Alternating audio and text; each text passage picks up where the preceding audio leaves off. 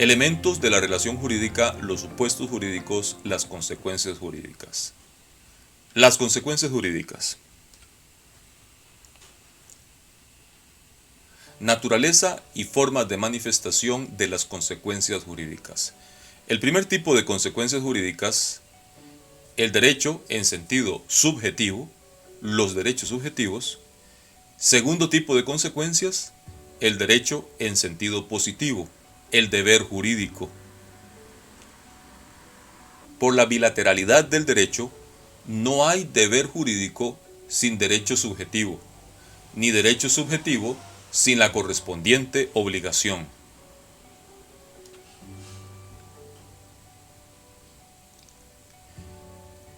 Definición de las consecuencias jurídicas. Son la autorización de conducta hecha por la norma a un sujeto, derecho subjetivo, y la restricción correlativa de conducta hecha por la norma a otro sujeto, deber jurídico. Las consecuencias son el nacimiento, modificación, transmisión o extinción de derechos subjetivos y deberes jurídicos correlativos. Por ejemplo, el Código de Minería o la Ley de Aguas se refieren a los medios de posesión o de propiedad que sobre estos objetos pueden ejercer los seres humanos. La Ley contra el Maltrato Animal 9458 y la legislación protectora de los animales, tan compleja, no hace a los seres humanos titulares de determinados derechos, sino que le confiere atribuciones al Estado para evitar el maltrato de ellos por los ciudadanos. Entonces, tenemos que las consecuencias jurídicas son la autorización de conducta hecha por la norma a un sujeto, lo que le otorga a ese sujeto derechos subjetivos, y la restricción correlativa de conducta hecha por la norma a otro sujeto, es decir, el deber jurídico. Las consecuencias jurídicas son el nacimiento, modificación, transmisión o extinción de derechos subjetivos y los deberes jurídicos correlativos. Las consecuencias jurídicas entonces son de dos clases: el derecho en sentido subjetivo, derechos subjetivos, y el deber jurídico correlativo.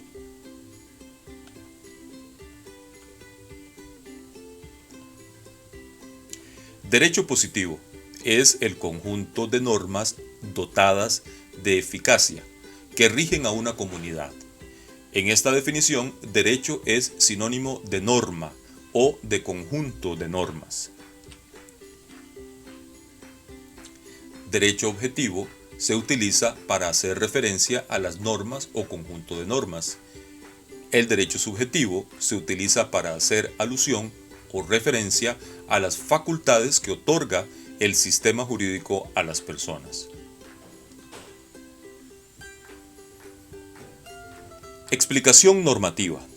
Las explicaciones de los autores contemporáneos reducen el aspecto psicológico de los derechos subjetivos a la categoría de supuestos de algunos derechos y explican la esencia del derecho subjetivo desde un punto de vista estrictamente normativo. Se señala en estas explicaciones normativas que el facultamiento existe únicamente en cuanto una norma jurídica otorga a un sujeto de derecho una autorización de conducta, es decir, el derecho subjetivo no es otra cosa que la conducta establecida en la disposición jurídica en tanto que imputada al sujeto activo de la relación jurídica.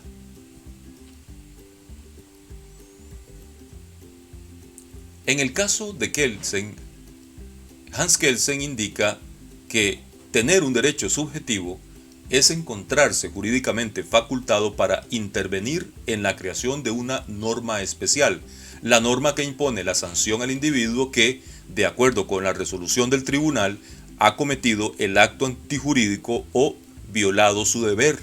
Dicha tesis parece reducir el derecho subjetivo al derecho a la acción jurídica, lo cual le ha valido críticas.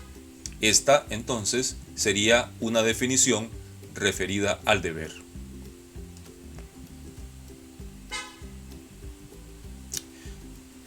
Se prefiere hablar del derecho subjetivo como una autorización de conducta propia o ajena otorgada por la norma a un sujeto. Y los elementos a tener en cuenta en esta definición serían la autorización o facultamiento concedidos, la conducta autorizada, el sujeto a quien la norma autoriza, sujeto activo de la relación jurídica, la facultad de exigir el deber correlativo o facultad exigendi, que le permite al derecho habiente exigir el respeto de la propia conducta o la prestación del obligado. En resumidas cuentas, el derecho tiene dos significados diferentes, el derecho subjetivo y el derecho positivo. El derecho positivo es el conjunto de normas dotadas de eficacia que rigen a una comunidad. Derecho es igual a norma, es el derecho objetivo, las normas o conjunto de normas. Kelsen sostiene que la mayor importancia o prioridad corresponde siempre al derecho objetivo, a las normas o conjunto de normas, ya que los derechos subjetivos se fundan siempre en una norma positiva objetiva. Kelsen opina que el intento de darle prioridad al derecho subjetivo es una tesis política, porque los derechos subjetivos son anteriores a las leyes.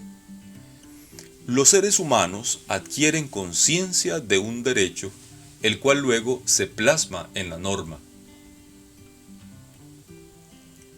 El derecho subjetivo está conformado por las facultades que nos otorga el sistema jurídico. Los ius naturalistas sostienen la prioridad del derecho subjetivo sobre la base de los derechos naturales inherentes a la personalidad humana. La esencia de los derechos subjetivos se explica desde diferentes puntos de vista. Hay explicaciones psicológicas, hay una teoría de la voluntad, hay teoría del interés, hay teorías eclécticas, hay una explicación normativa y está la tesis negativista. En cuanto a las explicaciones psicológicas, estas ven el derecho subjetivo como una expresión de la voluntad del sujeto, un interés jurídicamente protegido o una mezcla de la voluntad y del interés. En cuanto a la teoría de la voluntad, el derecho subjetivo se concibe como un poder o señorío de la voluntad reconocido por el orden jurídico. Se critica esta posición diciendo que no siempre el sujeto de derecho se encuentra dotado de voluntad. Concebidos no nacidos, por ejemplo, los menores, los privados de la razón, los entes colectivos, pero que aún así pueden tener derechos. En cuanto a la teoría del interés, esta es la de el jurista Ihering. Para él, el derecho subjetivo está formado por el elemento sustancial que es el fin práctico del derecho, es decir, su utilidad, sus ventajas y ganancias. También está formado por otro elemento formal que se expresa en la posibilidad que otorga el sistema jurídico de recurrir a los tribunales en demanda de auxilio cuando se trata de vulnerar esos derechos. Se hace la misma crítica de que algunos sujetos no tienen interés en ejercer un derecho. Por ejemplo, un trabajador no pierde el derecho a reclamar el pago aunque esté dispuesto a renunciar a él. También puede existir interés sin que exista derecho. Teorías eclécticas como la de Jelinek, que indican que el derecho subjetivo es un interés tutelado por la ley mediante el reconocimiento de la voluntad individual.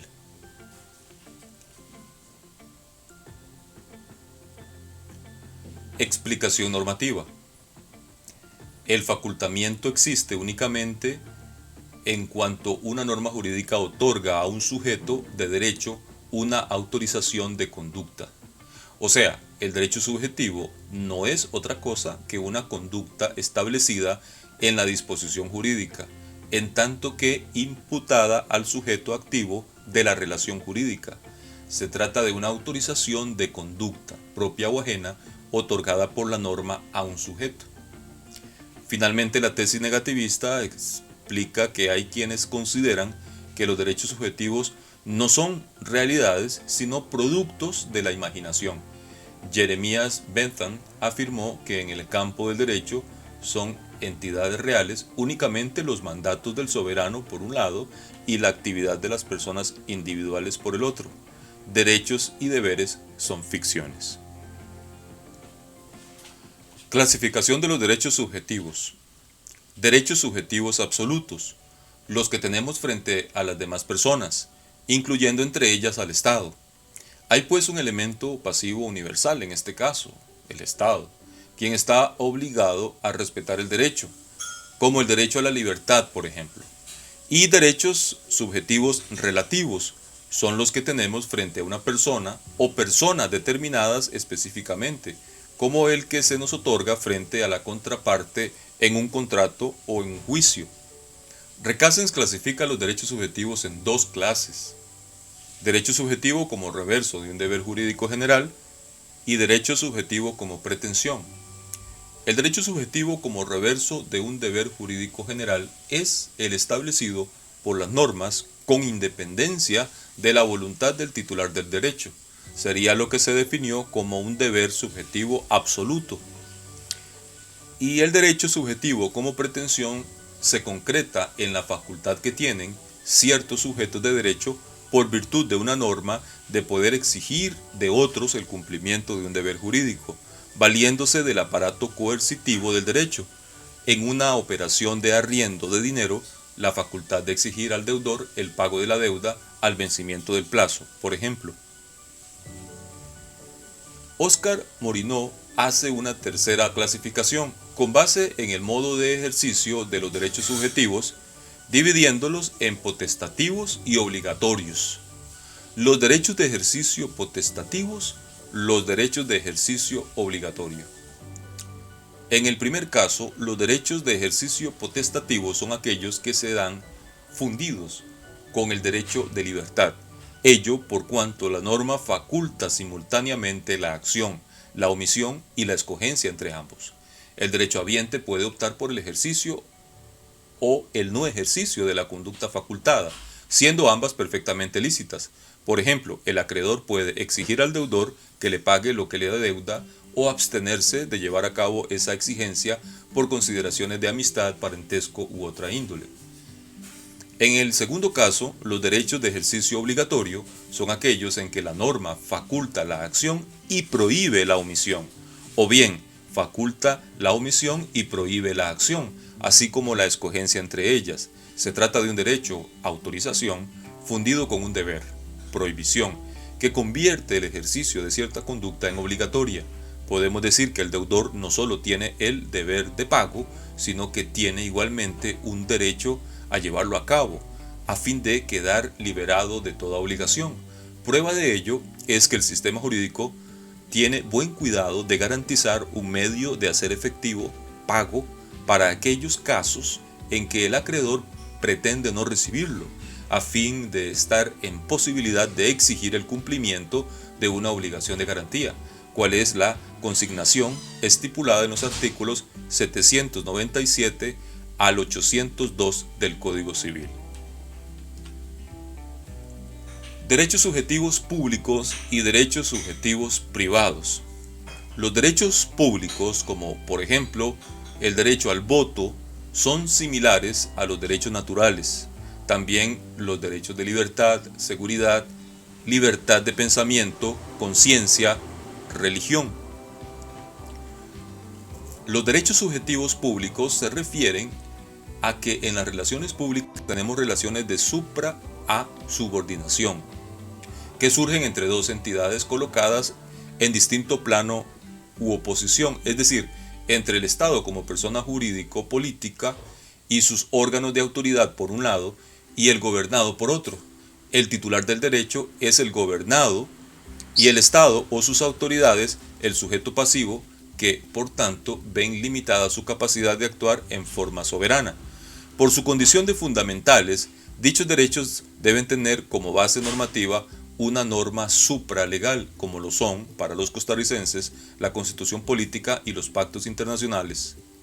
Los derechos subjetivos privados expresan relaciones de coordinación, porque los sujetos que entran en ellos se encuentran en un plano de igualdad y no entran en dichas relaciones privadas los órganos del Estado en cuanto tales, es decir, con la condición de soberanos.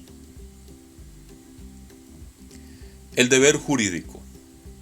El deber jurídico es el elemento bilateral del derecho subjetivo.